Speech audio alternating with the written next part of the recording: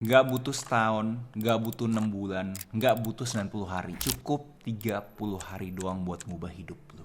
Tapi pertanyaannya adalah, apakah lu berani melakukan aktivitas-aktivitas yang ngubah hidup lu dalam 30 hari? Aktivitasnya seperti apa? Aktivitas yang susah. Bangun jam 5 pagi, sesuatu yang susah. Makan sehat, sesuatu yang susah. Journaling, sesuatu yang susah. Baca buku, sesuatu yang susah. Tidak doom scrolling, sesuatu yang susah. Tapi kalau misalnya kalian bisa mengakuisisi habit-habit positif seperti ini selama 30 hari, gue yakinin hidup lu pasti berubah. So, buat kalian yang skeptis, gue mau kasih ada beberapa ilustrasi ya. Dimana di sini adalah lu tuh bangun pagi kan. Lu bangun pagi, setiap kali lu bangun pagi lu ada dua pilihan. Lu pilih yang gampang nih, easy decision, keputusan gampang-gampang. Tapi akhirnya untuk lu bisa ngubah hidup lu secara eksponensial, lu bisa jadi diri lu yang lu inginkan. Karena gue yakin lu semua yang klik video ini karena lu tahu di masa depan ada versi diri lu yang terbaik yang lagi pengen manggil lu. Yuk buruan yuk kesini yuk. Kalian masih bisa kesana, tapi akhirnya jadinya susah karena kalian tuh harus ngedaki nih, naik ke atas, PR, jadi hard life. Nah, gue kasih kalian opsi kedua. Begitu kalian bangun tidur, kalian bisa kerjain yang susah dahulu. Di sini adalah hard decision. Dari awalnya udah susah. Kayak contoh kita ngomongin tadi kan, bangun pagi lah, lari pagi, baca buku, journaling, mandi air dingin, apapun pokoknya susah lah. Bikin kalian tuh berasa kayak, kayaknya nggak harus deh gue kerjain ini deh. Dan di situ triknya guys. Karena kagak harus, itu yang ngebedain orang-orang yang performanya tinggi sama yang performanya rendah. Orang-orang yang performanya rendah, ya pikirnya nggak harus, gue nggak usah kerjain. Orang-orang yang performanya tinggi, nggak harus, tapi gue mau kerjain. Kenapa? Karena dia tahu begitu dia ngerjain, probabilitas dia untuk mencapai gunung yang dia inginkan lebih besar lagi. Jadi ini adalah ilustrasi untuk kalian tuh kebayang kenapa kalian itu butuh memilih keputusan yang susah di pagi hari. Karena keputusan yang susah ini akan nge-trick kalian punya otak monyet, dimana ada satu bagian di otaknya kalian bahwa yang pengen ngelindungin kalian. Gak usah lindungin gue bakal nyari ketidaknyamanan untuk memastikan gue itu bisa lebih berkembang lagi. Karena kalau misalnya kalian kagak bisa ngontrol otak monyetnya kalian, percaya sama gue, percuma guys. Udah stop aja video ini dan balik aja ke zona nyamannya kalian. Karena emang otak monyet itu melindungi kalian dari hal-hal yang tidak enak. Buat kalian masih di sini, kalian pengen tahu kan metodologinya gimana bro? Gimana caranya gue itu bisa konsisten? Pertama, secara mindset dahulu, lu harus pilih sakit mana? Pilih sakit terhadap penyesalan atau pilih sakit terhadap disiplin? Pilih sakit terhadap disiplin nih yang hard life nih, yang hard decision. Pilih sakit yang penyesalan itu yang easy decision, keputusan mudah. Lu bangun pagi, mendadak udahlah gue scroll aja handphone gue dulu selama 30 menit. Lu udah memilih sakit karena penyesalan. Diri lu di masa depan pasti lagi nangis melihat lu kayak seperti itu. Kalau misalkan lu udah memilih untuk sakit karena disiplin, lu beda. Lu tahu semua ketidaknyamanan ini tuh by design. Udah ada intensinya. Memang harus sakit. Nah, mindset lu udah kelar. Sekarang masuk ke metodologi gue yang namanya Habit 30 hari. Sebelum 30 hari, lu harus tahu semua hal-hal kecil yang lu inginkan, semua hal-hal sederhana yang lu pengen coba akuisisi, buat aja di otak lu 30 detik dulu. Gue yakin kalian masih bingung, loh bro, gak bisa lah bro, baca buku mana bisa 30 detik dulu. Menulis gimana cara 30 detik dulu. Meditasi gimana cara 30 detik dulu. Kenapa gue bilang 30 detik? Karena kalau misalkan gue ngomongin langsung 1 jam, pasti otak monyetnya kalian tuh teriak-teriak kayak, gak boleh nih, gak boleh 1 jam, lama banget gitu. Gue pengen scrolling media sosial lagi. Tapi kalau misalkan 30 detik, pasti kalian setuju. 30 detik doang. Kayaknya gue bisa deh ngelakuin ini semua hanya 30 detik. Alhasil kalian itu bikin otak monyetnya kalian ketepu nih. Kayak 30 detik doang, ya udah gue kerjain deh. Jadi untuk kickstart buat lu tuh kagak pernah gagal, otak lu harus pikir 30 detik dulu. Selalu 30 detik dulu. Gue tahu banyak orang-orang yang udah cobain metodologi ini masih bilang susah bro, yang susah konsisten ya segala macam. Karena lu nggak mikirin 30 detiknya dahulu. Otak lu udah mikir pokoknya sejam, 2 jam, udah berasa males. Tapi kalau misalnya otak lu dilatih untuk mikir 30 detik dahulu, hal-hal yang susah ini jadi berasa ya udahlah 30 detik doang gue kerjain. Nah, itu udah ketrik tuh ya. Pertama 30 detik pertama. Lanjutnya adalah 30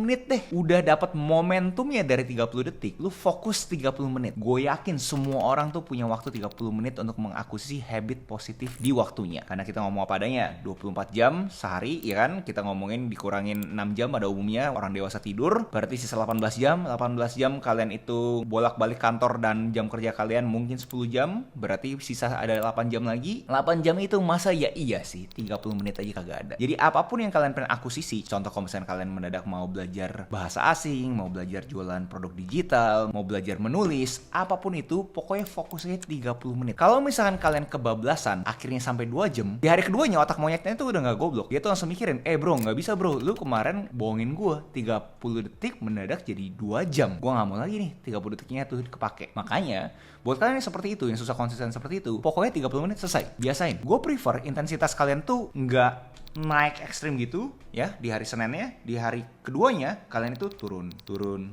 turun, terus naik lagi, turun, turun. Untuk kalian bisa dapetin hidup yang mudah, ini semua kalian harus sama ratain. Senin 30 menit, Selasa 40 menit, Rabu 25 menit. Pokoknya ranging 10-20% di angka 30 menit. Di luar itu, buat kalian yang pemula, percaya sama gue bakal susah banget untuk konsisten. Karena otak monyet kalian tuh gak goblok guys. Jadi dedikasin 30 menit tok. Kalian airplane mode selama 30 menit, keluar timer, habis itu kalian stop, kalian punya habit positif ini, kalian pindah ke aktivitas kalian pada umumnya. Dan terakhir adalah lakuin ini selama 30 hari. Dan ini yang bikin orang susah lagi, kayak seakan-akan ngomongin bahwa yang susah konsistennya bro, nggak bisa berturut-turut. Nggak berturut-turut tuh nggak apa-apa. Gue masih kasih kalian suatu kemudahan, nggak usah 30 hari berturut-turut. Yang penting adalah jangan 2 hari berturut-turut kalian itu nggak ngelakuin ini semua. Karena kalau misalnya 1 hari, gue rasa ya umum lah ya, namanya dinamika hidup, pasti ada aja yang bisa bikin kita tuh nggak ngelakuin habit yang kita pengen coba akuisisi. Gue ngerti, namanya hidup. Tapi kalau misalnya udah 2 hari berturut-turut, otak monyet kalian tuh mendadak udah makin kuat lagi nih. Analogi seperti ini, kalau misalnya kalian itu cuma bolong sehari doang, otak monyet kalian tuh masih bisa dimanipulasi, masih bego gitu kan. Tapi begitu kalian itu udah 2 hari berturut-turut, otak monyet kalian tuh udah makin kuat. Kayak seakan-akan dari monyet mendadak sekarang jadi Donkey Kong. Udah dapat suatu pisang ajaib yang bikin dia makin gede, jadi punya super power untuk kasih tahu stop, nggak usah ngelakuin itu semua. Kalian lihat kan komen-komen YouTube-nya gue terhadap Habit 30 ini, orang-orang yang nggak bisa konsisten ini karena kagak bisa ngikutin rules ini. Pokoknya nggak boleh off selama 2 hari berturut-turut. Sehari it's okay. Jadi technically sebenarnya guys, 30 hari ini sebenarnya kalian akhirnya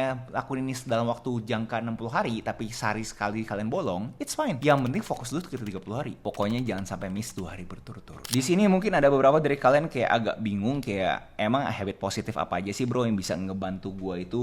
Kayak di ilustrasi yang pertama, bisa lebih gampang nyampe ke goalnya kita, bisa terasosiasikan dengan high performance people. Ini ada beberapa yang gue bisa sharing, yang gue sendiri pun juga udah ngelakuin. Kita ngomongin bangun jam 5 pagi, kita juga mempunyai morning routine, rutinitas pagi. Mau itu sekecil beresin tempat tidur pun juga it's okay guys. Karena sekali lagi ini semua tuh dirancang untuk kita tuh mempunyai momentum, nge-track otak kita kayak seakan-akan dari pagi aja tuh kita udah produktif. Dan secara sains pun ada beberapa reportase yang kasih tahu otak kita tuh bekerja lebih optimal saat di pagi hari. Lalu jangan scrolling media sosial lebih dari 30 menit setiap harinya. Kalian bisa cek ini di screen time-nya kalian. Olahraga pagi, mau itu angkat beban, mau itu lari, apapun. Pokoknya gerakin kalian punya tubuh. Baca, setidaknya mungkin 10 halaman setiap harinya. Makan sehat, jauhin gula, jauhin processed food. Journaling, cobain menulis hal-hal yang terjadi yang kalian pelajarin di hari tersebut. Belajar meditasi ataupun bersyukur. 9, coba deh track progresnya kalian ini selama 30 hari. Gue ada habit tracker yang kalian bisa cek link di deskripsi untuk kalian tahu, oh ternyata bisa di-track seperti ini. Coba kalian alokasiin waktu untuk ngelakuin ini semua. Kalau misalnya kalian masih berasa kurang, gue ada 30 hal sederhana lainnya yang kalian bisa lihat di sini. Tinggal kalian screenshot aja, cek apa yang menurut kalian cocok untuk dirinya kalian untuk kalian coba. Terus kalian cobain selama 30 hari.